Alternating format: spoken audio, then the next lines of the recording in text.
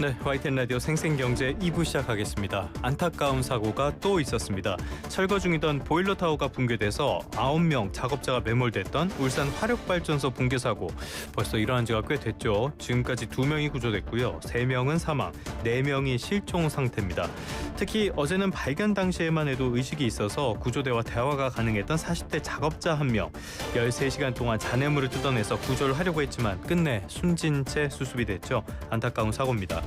이번 사고가 난 곳은 석 달 전에도 노동자 사망사고가 난 곳이라고 해요. 사고 직후에 이재명 대통령이 후진적 산업재해를 영구 추방해야 한다라고 지적도 했던 곳인데 다시 대형 인재사고가 발생했습니다. 끊이지 않는 산업재해, 그 원인은 뭔지 또 해법은 없을지 박두용 한성대 기계시스템공학부 교수와 함께 알아보도록 하겠습니다. 전 산업안전보건공단 이사장을 지내시기도 했습니다. 이사장님 나와 계십니까? 네, 안녕하세요. 박두용입니다. 예, 교수님.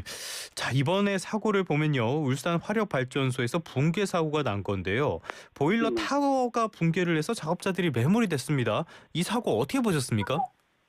네, 좀 매우 안타깝고 답답하고 또 굉장히 안전을 하는 사람으로서 자괴감이 드는 그런 사고였는데 이게 또 전형적인 그런 예측할 수 있었던 그런 사고가 아닌가 이렇게 생각을 합니다. 예측할 수 있었다는 거는 어떤 부분을 말씀하시는 거죠?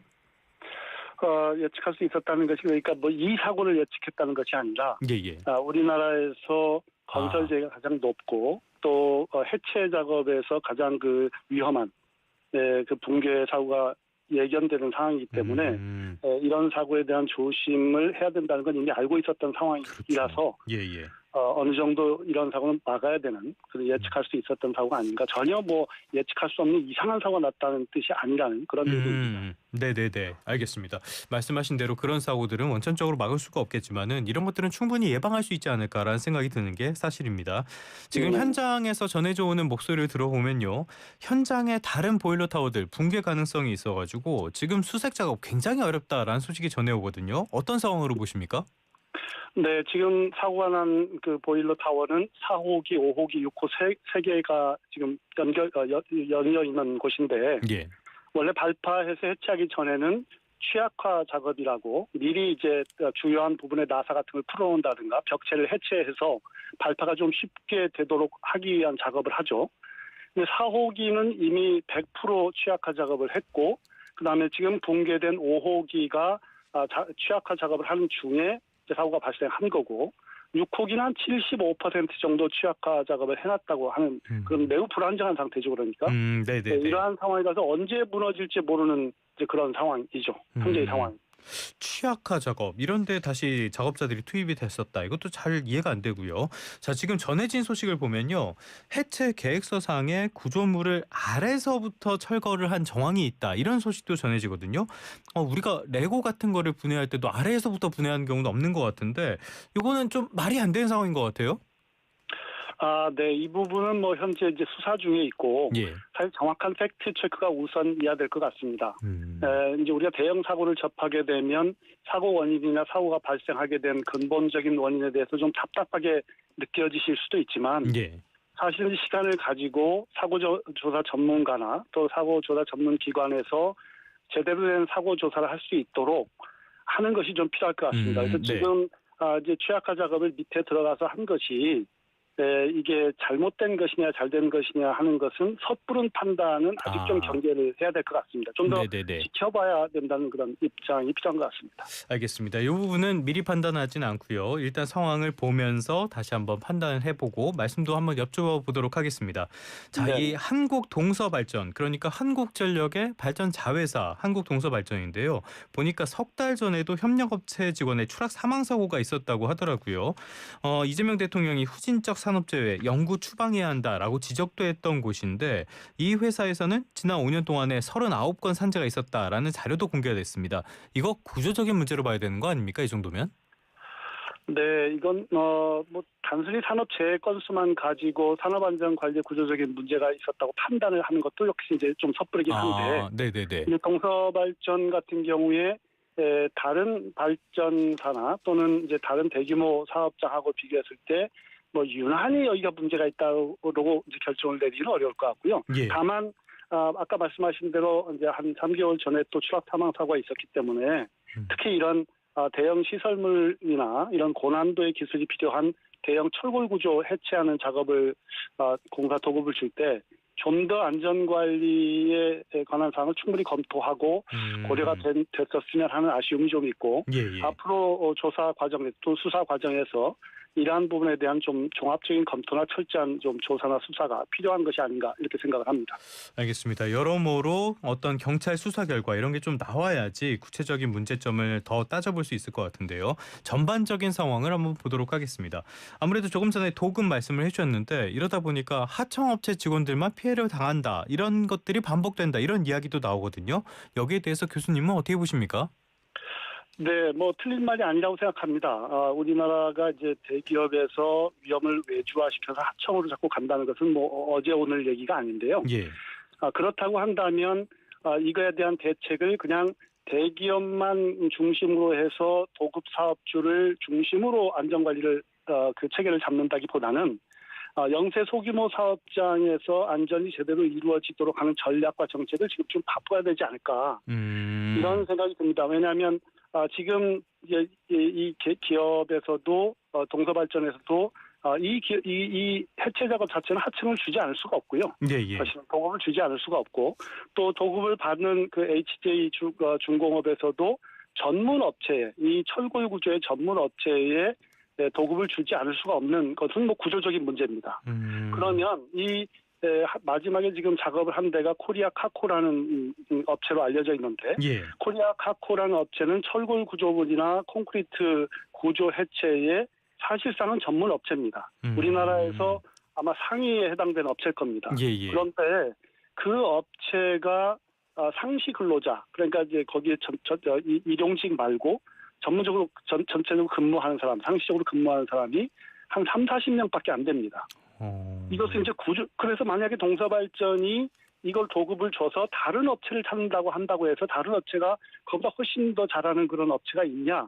우리나라에서 아마 찾기가 그렇게 만만치 않을 겁니다. 비슷할 겁니다. 그러니까 지금부터 이 문제는 도급 사업주가 도급을 잘못 줬냐만 너무 집중적으로만 지금까지 봐왔는데 그것도 물론 봐야 됩니다. 그걸 보지 중요하지 않다는 말이 아니라 이런 우리 밑바닥에 깔린 기반이거든요.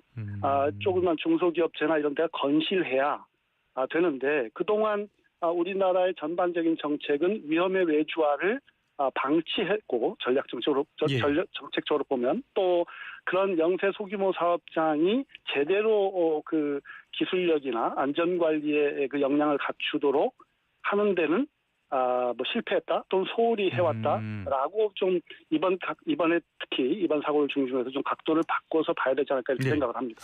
그래서 그런지 이 50인 미만 사업장이 전체 산재 사망 사고의 80%를 차지한다. 이런 비판이 나오는 배경인 것 같습니다.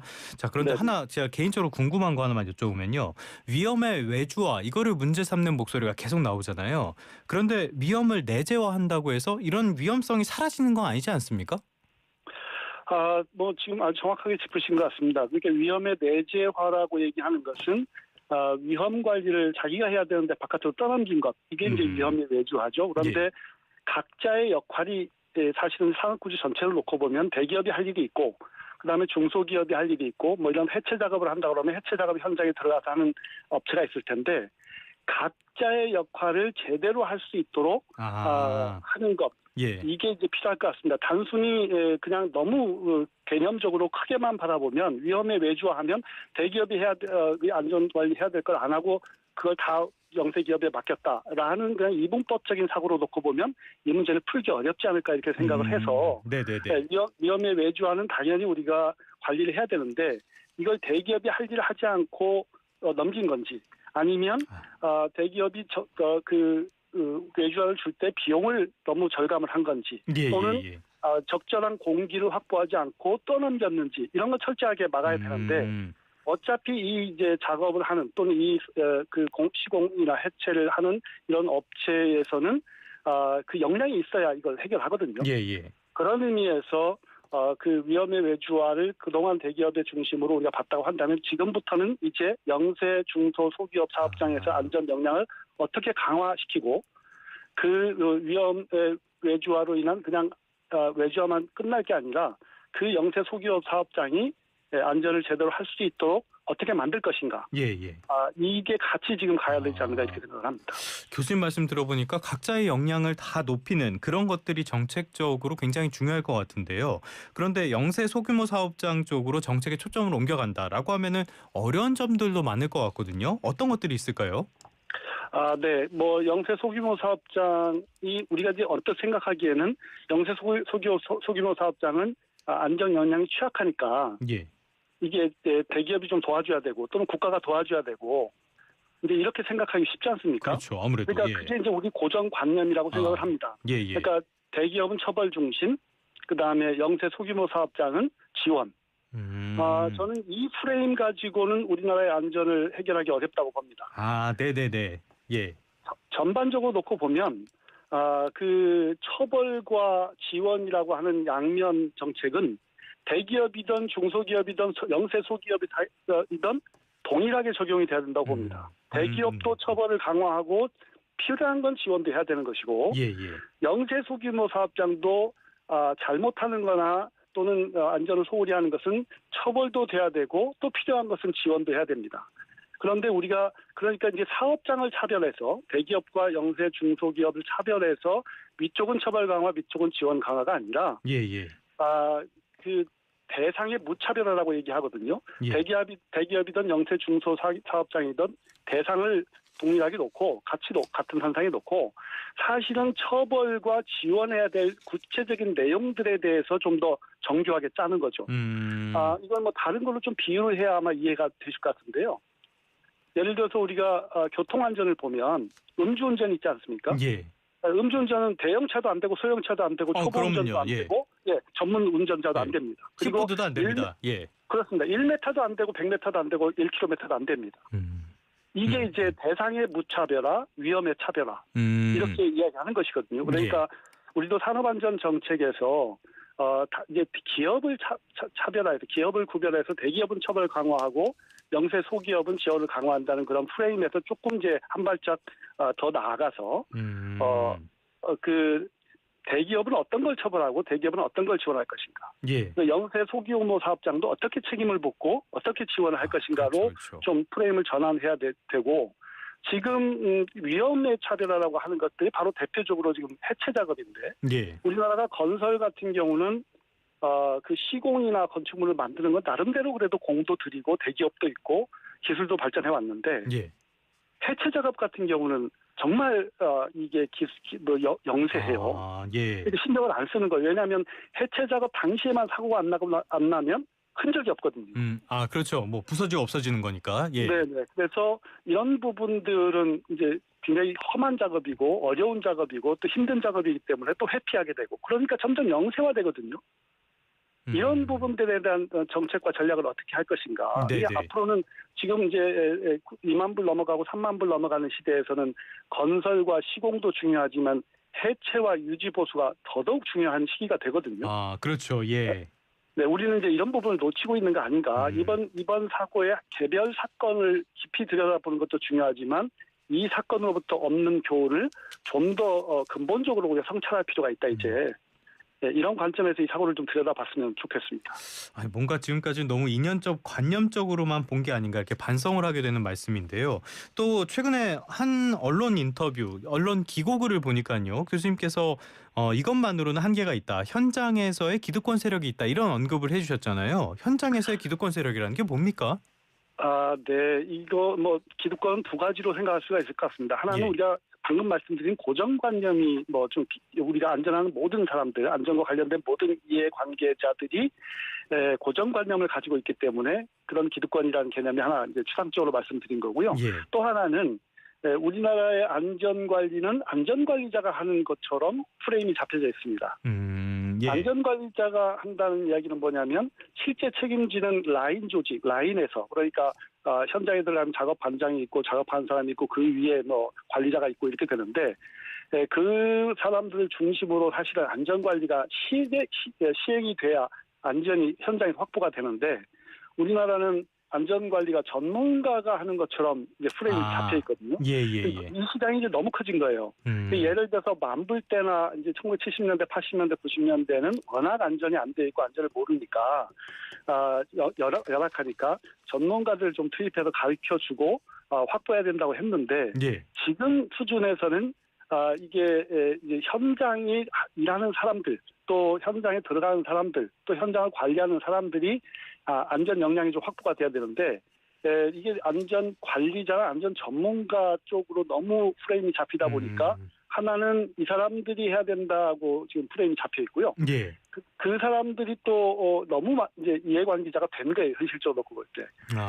이분들은 이제 안전 문제만 나오면 사실은 굉장히 전문적으로 접근을 한 결과가 기득권을 점점 강화하는 쪽, 제도를 좀 더 그런 쪽으로 강화하는 쪽으로 갈 수밖에 없는. 뭐 누가 잘못해서 그런 게 아니고. 네네네.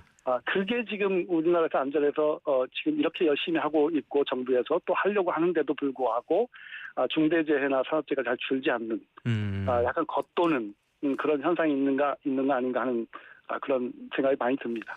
알겠습니다. 말씀해 주신 것처럼 이런저런 문제가 겹치면서 이재명 대통령이 산재와의 전쟁을 선포한 지 한 달도 안 돼서 또 대형 사고가 났고요.